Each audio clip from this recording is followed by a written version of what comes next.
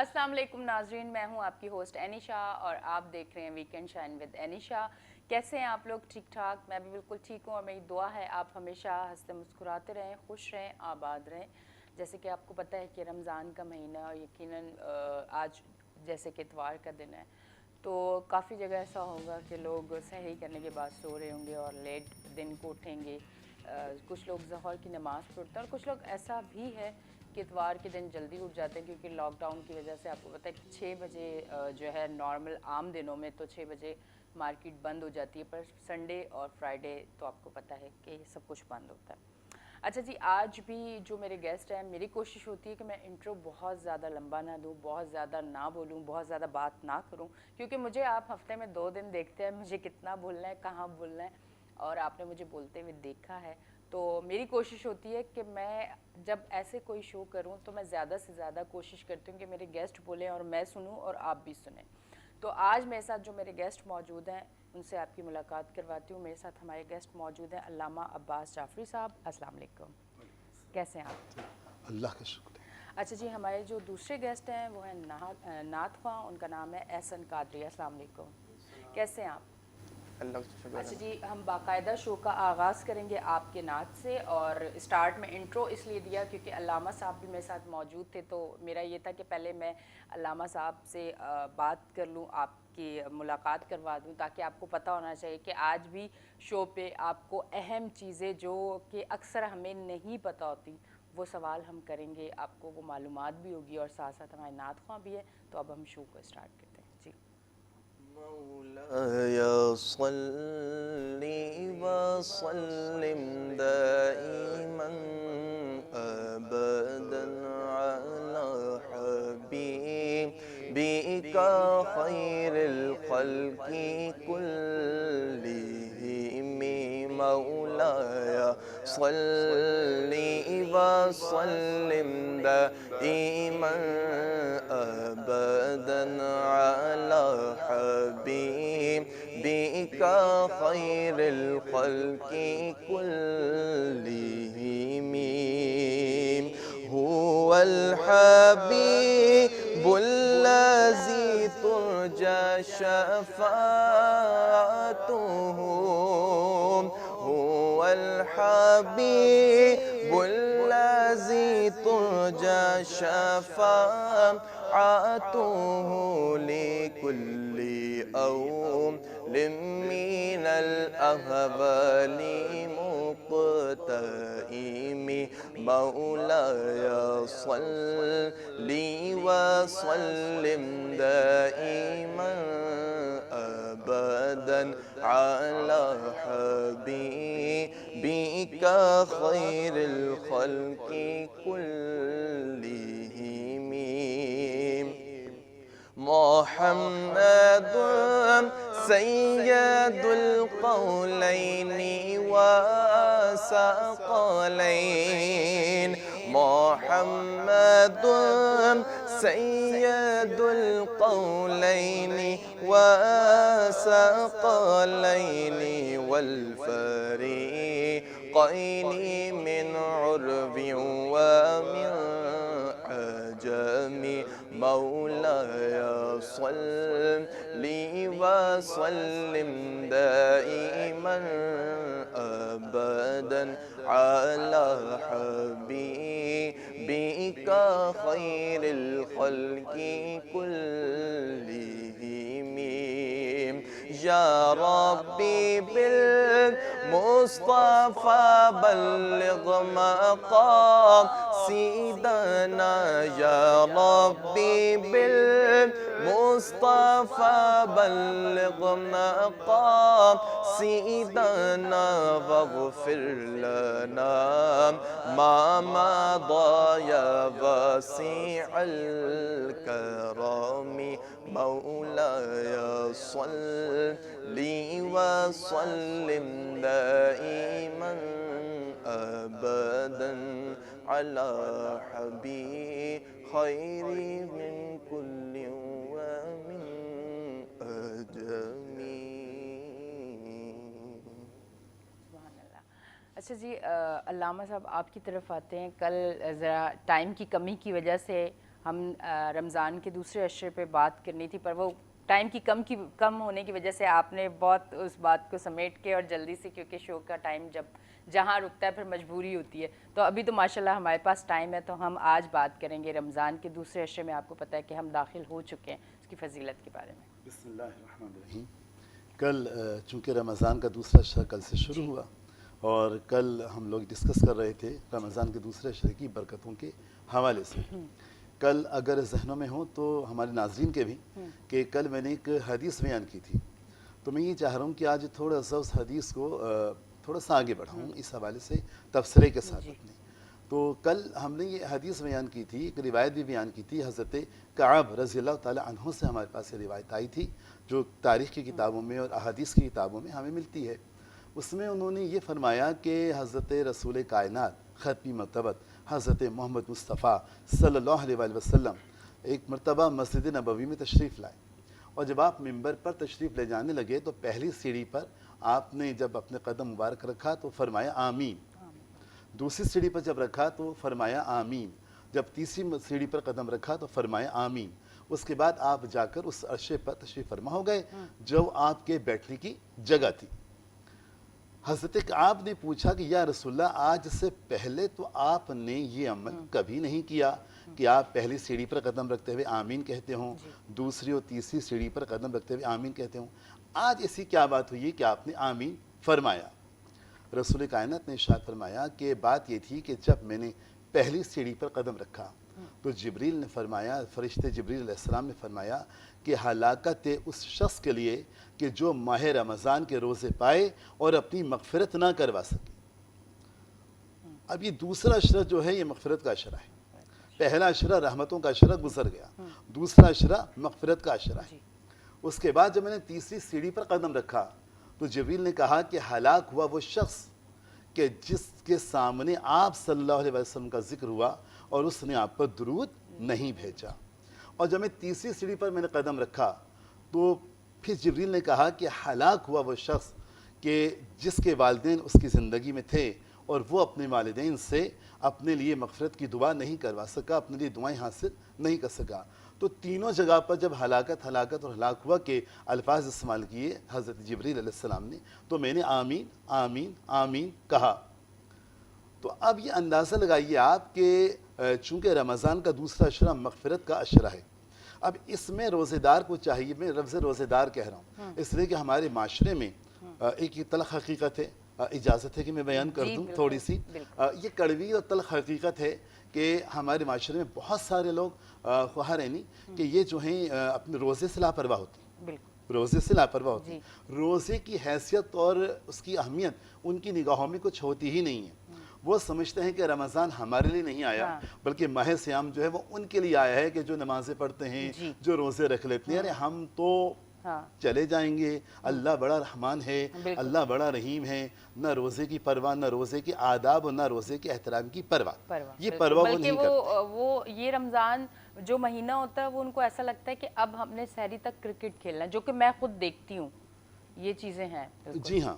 اچھا، اس کے ساتھ ساتھ ایک دلچسپ بات یہ ہے کہ اگر وہ سحری پر اٹھ گئے ہیں تو سحری کرنے والوں کے ساتھ سحری بھی ضرور کریں گے، اور افطار میں شریک ہونا اپنا حق سمجھتے ہیں کہ حالانکہ دن بھر روزہ نہیں رکھا ہے مگر افطار میں شریک ہونا اپنا حق سمجھتے ہیں.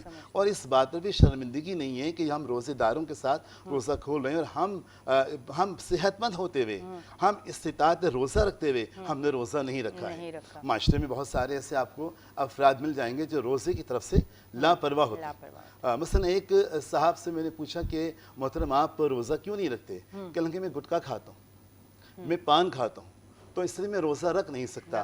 تو میں نے ان سے کہا کہ جب آپ گٹکے اور پان کی خاطر اللہ کا روزہ نہیں رکھ رہے ہیں، اللہ کی خاطر ان دونوں چیزوں کو آپ نہیں چھوڑ سکتے ہیں، تو قیامت میں اللہ آپ کو کس کی خاطر چھوڑے گا؟ کبھی آپ نے تصور کیا ہے؟ اور میں آپ کو یہ بتاتے چلوں کہ اللہ رحمان ہے اور رحیم ہے، یقیناً اس میں کوئی شک ہی نہیں ہے، لیکن اس کے ساتھ وہ قہار و جبار بھی تو ہے. اللہ اپنے تمام معاملات میں بہت، اس کو میں چاہتا ہوں کہ میرے ناظرین یاد رکھیں جو آپ کے شو دیکھتے ہیں اور ماشاءاللہ بڑے شوق سے دیکھ رہے ہوتے ہیں، کہ اللہ اپنے معاملات میں بڑا سخت ہے. آپ دیکھیں جہاں اس نے یہ کہا کہ اگر یہ کرو گے تو جنت ہے، اگر یہ کرو گے تو جنت ہے، میں یہ بھی تو کہا اگر یہ کام کرو گے تو جہنم ہے، اگر یہ کرو گے تو جہنم ہے۔ میں آپ کو ایک بہت عجیب بات بتانے جا رہا ہوں کہ پورا قرآن آپ پڑھ لیجئے، کہیں پر یہ نہیں لکھا ہوا کہ ہم ایسے ہی سب کو معاف کر دیں گے، نہیں، پہلے توبہ کریں گے، توبہ کرنے کے بعد ہم کیا کریں گے؟ معاف کریں گے۔ لیکن توبہ بھی کب تک؟ یاد ہے وہ واقعہ جو ہمیں قصص الانبیاء میں ملتا ہے کہ جب فرعون دریائے نیل میں ڈوبنے لگا تو اس نے کہا کہ پروردگار اللہ میں جانتا ہوں کہ تو ہی سچا اللہ ہے، تو ہی حقیقی خدا ہے، میں ایمان لایا ایمان لایا ایمان لایا۔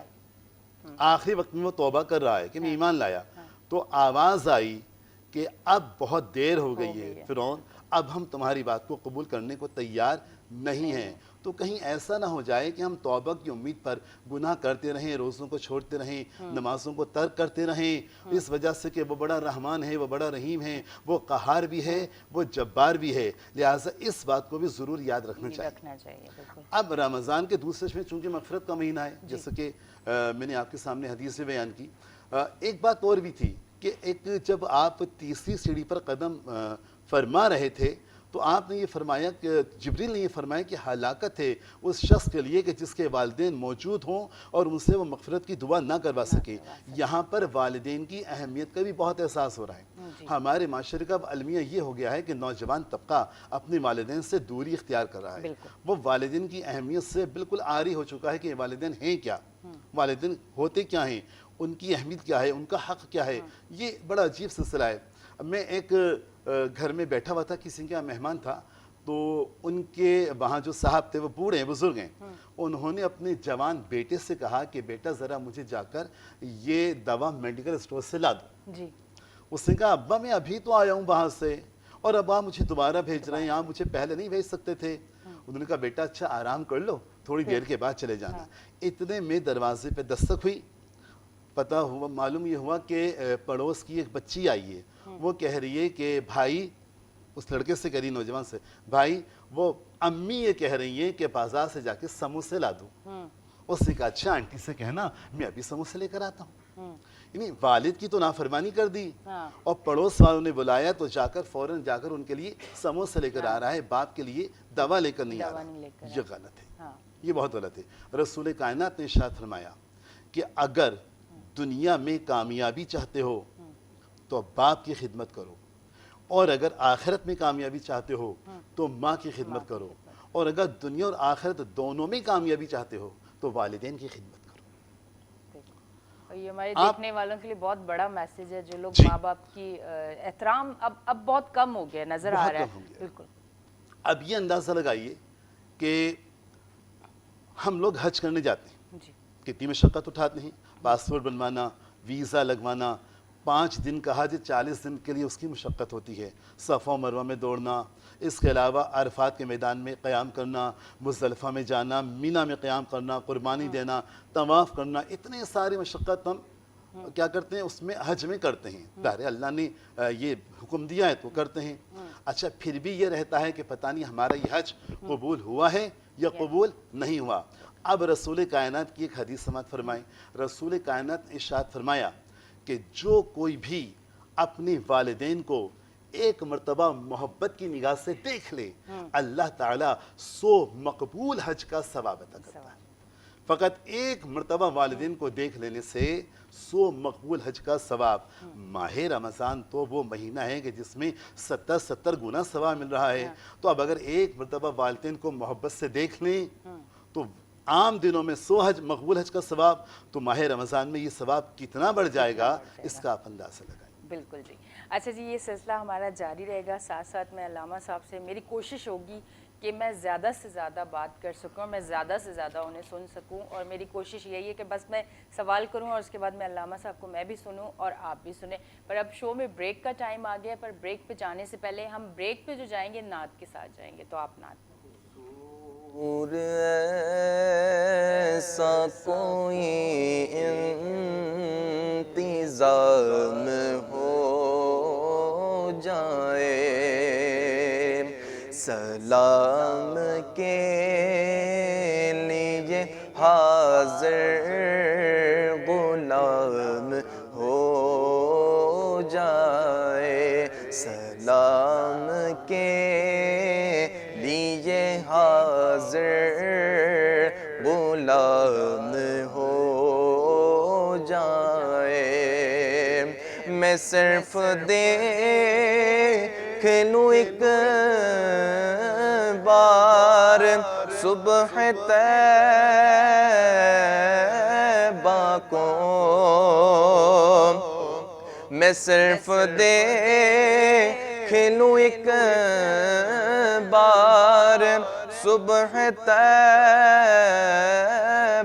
کو بلا سے پھر میری دنیا میں شام ہو جائے بلا سے پھر میری دنیا میں شام ہو جائے حضور آپ جو سن لیں تو بات بن جائے حضور آپ جو سن لیں تو بات بن جائے حضور آپ جو کہہ دیں تو کام ہو جائے حضور آپ جو کہہ دیں تو کام ہو جائے مزہ تو جب ہے فرشتے یہ قبر میں کہہ دیں مزہ تو جب ہے فرشتے یہ قبر میں کہہ دیں سبھی مدحت خیر الانام ہو جائے سبھی مدحت خیر الانام ہو جائے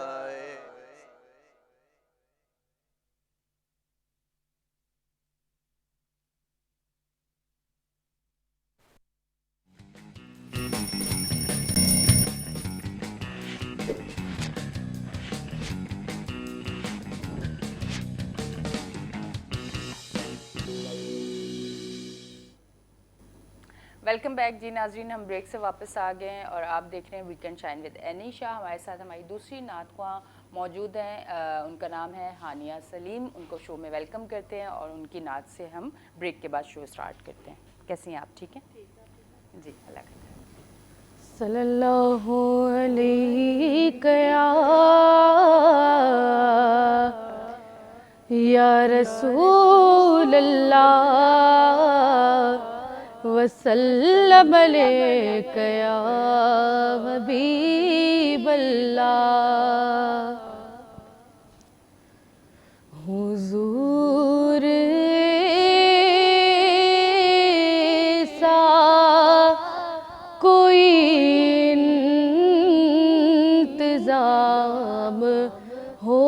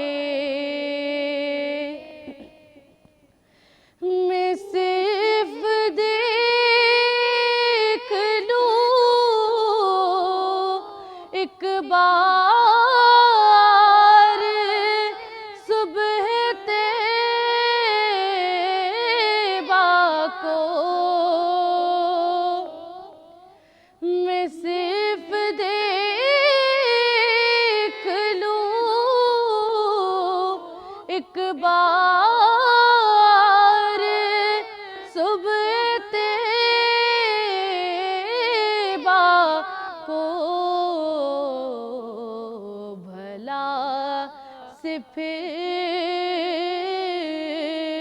मेरी दुनिया में शाम हो जाए। हुजूर ऐसा कोई इंतजाम हो जाए।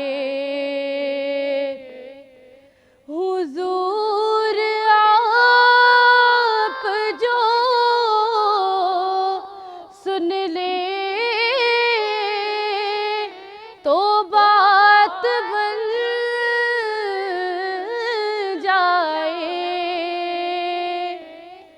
हुजूर आप जो सुन ले तो बात बन जाए। हुजूर आप जो कह दे तो काम हो जाए। हुजूर ऐसा कोई इंतजाम हो जाए।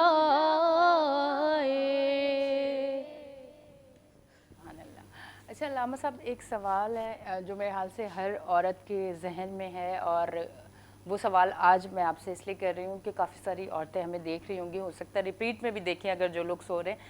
रमज़ान में अक्सर ये होता है कि हर औरत की ख्वाहिश होती है कि वो पूरे रोज़े रखे, चाहे वो 29 हो या 30 हो, पर ऐसा हो नहीं पाता, तो फिर रमज़ान के बाद वो रोज़े वो जो होते हैं वो रखती हैं। पर मुझसे किसी ने ये सवाल किया कि आप अल्लामा साहब से पूछिएगा कि अगर हम जितने भी रोज़े 5-6 जितने भी रोज़े रमज़ान में हमारे जाते हैं, तो फिर हम उतने ही रोज़े ईद के बाद रखें या उसे डबल करें या उतने ही रखने होते हैं, तो इसके बारे में थोड़ा सा बता दें। बिस्मिल्लाहिर्रहमानिर्रहीम।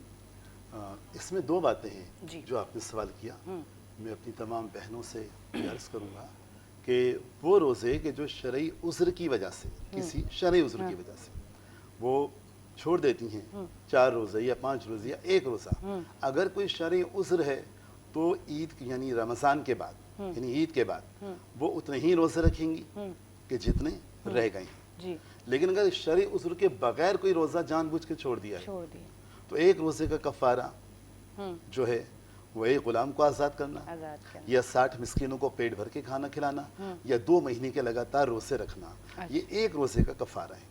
तो यहाँ ये वाली बात है कि अगर शरई उज़्र की वजह से जितने रोज़े छूट गए हैं उतने ही रोज़े, उतनी ही तादाद में रोज़े वो ईद के बाद रख लें। लेकिन शरई उज़्र के बगैर छोड़े हैं जानबूझ के गफलत से, तो फिर उनको कफ़ारा भी हर रोज़े का देना पड़ेगा।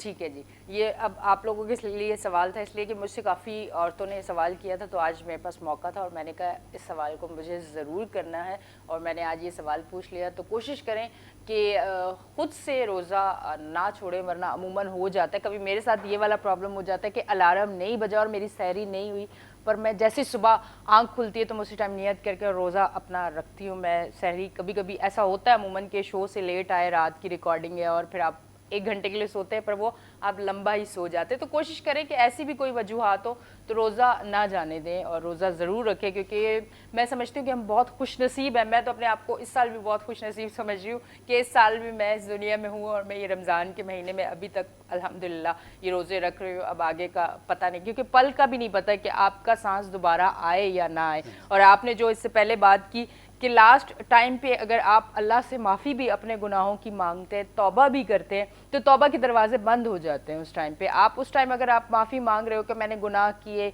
मैंने ये नहीं किया, अल्लाह मुझे माफ़ कर दे, मुझे तौबा कर दे, आपने उस पर बहुत अच्छी बात की कि टाइम से आप लास्ट उस पर अगर आप तौबा कर रहे हैं, क्योंकि हम लोगों के इंसानों के जहन में यही है कि अल्लाह माफ़ करने वाला है, अल्लाह बहुत बड़ा है, अल्लाह बादशाह है, हम लोग जो भी करें, हम अगर आखिरी टाइम पे भी अल्लाह से माफ़ी मांगेंगे तो अल्लाह माफ़ कर देगा। बेशक कि अल्लाह माफ़ करता है, पर हमें ये भी तो देखना चाहिए कि अभी हमारे पास टाइम है। अच्छा, मैं थोड़ा सा इस तरफ ज़रूर आऊँगी।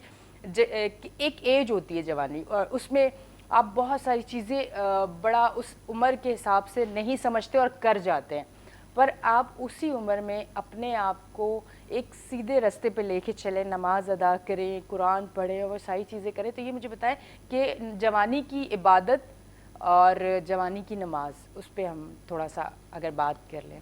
بہت اچھا سوال کیا آپ نے کہ جوانی کی عبادت کے حوالے سے بات یہ ہے کہ جوانی کی عبادت کا زیادہ ثواب ہے بنسبت بڑھاپے کے ثواب. دیکھیں میں ایک بات واضح کر دوں کہ پروردگار عالم اگر کوئی انسان ایک نیکی کرتا ہے تو اس کے بدلے میں 10 نیکیوں کا ثواب عطا کرتا ہے. من جاء بالحسنۃ فلہ عشر امثالہ، کہ جو ایک نیکی کرے گا ہم اس کیا کریں گے، اس ایک کے بدلے میں 10 اس کو عطا کریں گے، ثواب عطا کریں گے. 10 نیکیوں کا ایک کرے گا 10 لکھیں گے. ٹھیک ہے، لیکن اگر گناہ ایک کرے گا تو فوراً نہیں لکھا جائے گا، اس کو وقت دیا جاتا ہے کہ وہ کسی طرح توبہ کر لے. وقت دیا جاتا ہے کہ توبہ کر لے، وقت دیا جاتا ہے کہ توبہ کر لے. جب تک وہ توبہ نہیں کرتا اس وقت تک وہ لکھا نہیں جا رہا. لیکن جب وہ توبہ کر ہی نہیں رہا، نادم ہی نہیں، شرمسار ہی نہیں ہے، تو پھر وہ ایک گناہ کے بدلے میں ایک گناہ لکھا جاتا ہے. ایک نیکی کے بدلے میں 10 نیکیاں اور ایک گناہ کے بدلے میں ایک گناہ لکھا جاتا ہے. اور اس کے علاوہ حضرت علی جو امام المتقین ہیں انہوں نے ارشاد فرمایا اپنے ایک فرمان میں، اپنے قول میں ارشاد فرمایا کہ مجھے حیرت ہوتی ہے اس شخص پر کہ جس کی اکائیاں اس کی دہائیوں سے بڑھ جاتی ہیں. اس کی اکائیاں اس کی دہائیوں سے بڑھ جاتی ہیں. اکائی کہتے ہیں ایک کو اور دہائی کہتے ہیں 10 کو. پوچھا یا علی یہ آپ نے کیا ارشاد فرمایا، ذرا اس کی وضاحت کیجئے کہ اکائیاں دہائیوں سے بڑھ گئیں. کا بات یہ ہے کہ اگر ایک نیکی کی جائے تو 10 نیکیوں کا ثواب ملتا ہے، ایک گناہ کیا جائے تو ایک ہی گناہ لکھا جاتا ہے. تو ایک نیکی کے بدلے میں 10 نیکیاں ہو رہی ہیں تو یہ تو پلڑا نیکیوں کا، اس کی مقدار، اس کی کوانٹٹی، اس کا وزن تو بڑھ جانا چاہیے. اکائی جو گناہ ہے اس کی مقدار، اس کی کوانٹٹی، اس کا پلڑا، اس کا وزن تو کم ہونا چاہیے. مگر تعجب اس بات پر ہے کہ اکائیاں بڑھ گئیں اور دہائیاں کم ہو گئیں. کہ تعجب اس بات پر ہے کہ عجیب ہے وہ شخص کہ جس کی اکائیوں اس کی دہائیوں سے بڑھ جاتی ہیں. پھر حضرت علی علیہ السلام ارشاد فرماتے ہیں کہ دیکھیں مسئلہ کیا ہے. مسئلہ یہ ہے کہ اگر جوانی میں کوئی عبادت کرتا ہے تو اللہ تعالیٰ جوانی کی عبادتوں میں بعض روایتیں یہ بھی آئی ہیں کہ ایک عبادت، جوان کی ایک عبادت اس کو پروردگار میں 70 گنا لکھتا ہے. دیکھیں بڑھاپے میں تو سب کو معلوم ہے کہ اب ہم بوڑھے ہو گئے، اب ہم کچھ کرنے کے قابل ہی نہیں رہے، تو اب کرنا کیا ہے؟ ہمیں کرنا یہ ہے کہ اب ہم اللہ کی طرف راغب ہو جائیں. آپ نے معاشرے میں دیکھا ہوگا کہ جہاں انسان ریٹائر ہوا، میں سب کی نہیں کہہ رہا ہوں، ایک جنرل بات کر رہا ہوں، کسی کی ذات کو میں کوئی نشانہ نہیں بنا رہا ہوں، ایک جنرل بات ہو رہی ہے. ٹھیک ہے، تو اگر جہاں ریٹائر ہوئے اللہ یاد آ گیا، اللہ یاد آ گیا، ارے ایسا بھی ہے، رشتہ دار یاد آ گئے. ٹھیک ہے، قطع رحمی جو اب تک کرتے رہے تھے رشتہ داروں سے وہ یاد آ گئی. ٹھیک ہے، اچھا ہوا یاد آ گئی، اس میں کوئی شک نہیں، یاد آ گئی. لیکن کتنا بہتر تھا کہ اپنی جوانی کے اندر یہ کام کر لیتے. ایک اگر ٹائم ہو تو ایک چھوٹی سی روایت سمرائز کر کے بیان کروں کہ ایک نوجوان آیا رسول کائنات کی خدمت میں، کیونکہ یا رسول اللہ میرے والد کچھ کھجوریں چھوڑ کر گئے ہیں اور میں چاہتا ہوں کہ آپ اپنے ہاتھ سے ان کو خیرات کر دیں، لوگوں میں، مستحقین میں تقسیم کر دیں. رسول کائنات نے فرمایا ٹھیک ہے کہ میں ظہر کے بعد تمہارے ہاں آؤں گا. جب ظہر کی نماز ہو چکی، ظہرین کے بعد رسول کائنات صلی اللہ علیہ وسلم ان صحابی کے، ظاہر وہ صحابی تھے، ان کے والد بھی صحابی تھے، ان کے گھر تشریف لے گئے. بہت ساری بوریاں جن میں کھجوریں رکھی ہوئی تھی، رسول کائنات نے تقسیم کرنا شروع کی، تقسیم کر دی. تقسیم کرنے کے بعد فرمانے لگے ایک کھجور کو اٹھا کر کہ اگر یہ کھجور تمہارا باپ اپنی زندگی میں کسی مستحق کو خیرات کر دیتا تو جتنا ثواب اب ملا ہے اس سے 10 گنا ثواب اس کو اس کی زندگی میں ملتا.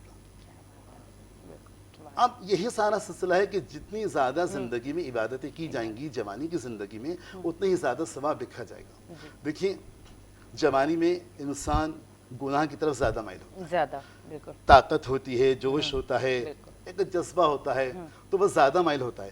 جوانی میں اپنے آپ کو معصیت سے روک لینا یہ ایک بڑا کارنامہ ہے، اور جو ایسا کر لیتا ہے وہ اپنے نفس پر قابو کر لیتا ہے. लेकिन याद रखें हमेशा मेरे तमाम नाज़रीन जिनको मैं एक ये पैगाम दे रहा हूँ कि सबसे बड़ी शुजात ये नहीं है कि इंसान तलवार लेकर या बंदूक लेकर बहुत बड़ा जिहाद कर जाए, कई लोगों को काफिरों को मार दे या कुछ कर दे। सबसे बड़ा जिहाद ये है कि इंसान अपने नफ्स पर काबू पा ले। सबसे बड़ी शुजात ये है कि इंसान अपने नफ्स पर काबू पा ले। जब एक जंग से वापस आया मुसलमानों का लश्कर रसूल कायनात की हयात मुबारका में, तो रसूल कायनात ने फरमाया कि देखो भाई, अब जिहाद असगर तो ख़त्म हो गया, अब जिहाद अकबर के लिए आ जाओ। तमाम साहबा ने अर्ज़ की कि या रसूलल्लाह, कोई जिहाद अकबर भी? कहा कि रसूल जिहाद अकबर क्या है? क्या जिहाद अकबर यह है कि अपने नफ्स पर काबू पाना, ये जिहाद अकबर है। दुश्मनान इस्लाम से लड़ना, इसको जिहाद असगर करार दिया गया। अपने नफ्स से जंग करना, ये जिहाद अकबर करार दिया है। तो नौजवानों के लिए ज़रूरी है कि अपनी इबादतों के सवाब में इजाफे के लिए अपनी जवानी के अंदर इबादतों को राइज करें, इबादतों को अंजाम दें। हाँ बिल्कुल जी, ये इस वजह से सवाल मैंने किया, और साथ साथ मुझे थोड़ा सा ये पता चल जाए कि मैंने ब्रेक पे जाना है या मैं सवाल कर लूँ। अच्छा जी, कभी लाइव प्रोग्राम है तो लाइव में कभी कभी आपको आवाज़ भी नहीं आती, फिर आपको बताना पड़ता है कि आपको आवाज़ नहीं आई है, तो इसलिए पूछना पड़ जाता है। तो कोई नहीं, ऐसा है। बहुत बहुत शुक्रिया, आप अल्लामा साहब हमारे शो में आए और बहुत अहम मालूमात जो कि मेरे जहन में भी काफ़ी सवाल थे और देखने वालों को भी, तो यकीनन उनको भी जवाब मिल गया होगा। बहुत बहुत शुक्रिया, आप हमारे शो में आए। और ब्रेक पे हम जाएंगे आपकी नात के साथ, तो आप नात पढ़ें। Thank you very much. जज्बा शौक तूने बड़ा मर्तबा दिया मुझको, दरे रसूल का मगता बना दिया। उनकी नवाज़िशों को मैं कैसे करूँ बयां, खैरात लेने आए थे सुल्तान बना दिया। सल्लल्लाहु अलैका या रसूल अल्लाह वसल्लम अलैका या हबीब अल्लाह। तुम मदीने में जा कर तो देखो, नूर ही नूर फैला हुआ है। ठंडी ठंडी ठंडी ठंडी हवा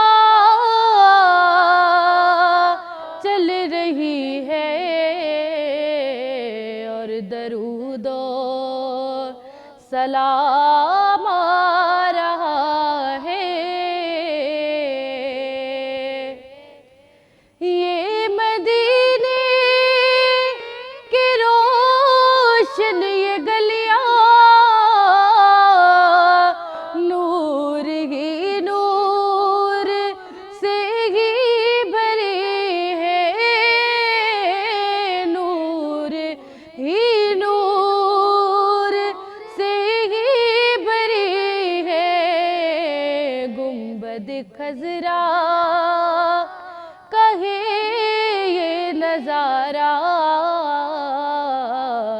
नूर ही नूर फैला हुआ है। तुम मदीने में जा कर तो देखो, नूर ही नूर फैला हुआ है। ये मदीने की ऊंची मीनारे